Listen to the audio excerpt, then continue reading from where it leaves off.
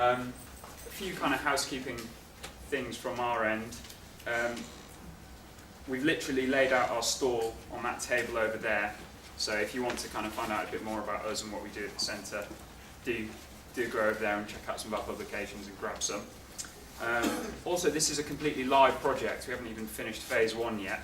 So there is time to engage. We have a live stakeholder consultation for anybody who has views on this area. And you can get involved that way.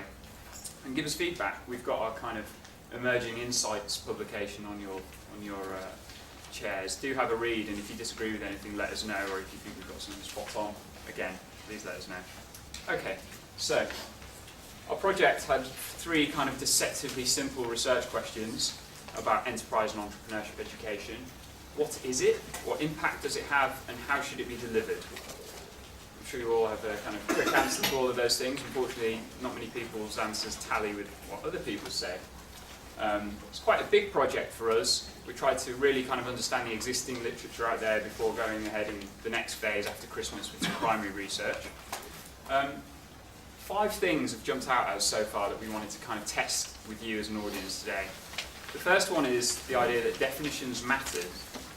So everyone here has a kind of set of associations they use when they use the words enterprise or entrepreneurship. Trust me, your interpretations are very different to all the people sat around you. Even though you might think that they share your definition, often they really don't. Our kind of recommendation so far is that it's really important to be specific with what your understanding of enterprise and entrepreneurship is, especially when you're teaching it. And this follows through to things around the objectives that you might put around a reading, around a learning outcome. To illustrate this nicely, and I've spotted a few teachers in the audience who joined us, we had a couple of workshops that we ran with teachers who teach this stuff, and we asked them to visualise to them what enterprise and entrepreneurship looked like using pictures. So we wanted to understand the relationship between them. So we used the tried and tested high-tech method of post-it notes, and the first one came up like that. The big circle is enterprise, the little circle is entrepreneurship. So for that person, entrepreneurship was just a small part of enterprise. The next person, for them, entrepreneurship was not only just a small bit of enterprise education, but it's also part of other things that are not part of enterprise education. And the third person didn't think entrepreneurship had anything to do with enterprise education. Those 3 things really illustrate this area where there is a lot of kind of bit of confusion, but a lot of kind of different interpretations of the language used in the area. To illustrate that, we are looking through a load of existing research and literature. We've got a big literature review. I think we've found about 100 reports. We've chewed through about 90 of them. We spoke to about 70 stakeholders, and we asked the literature, and we asked the people that we consulted, what is enterprise and entrepreneurship education?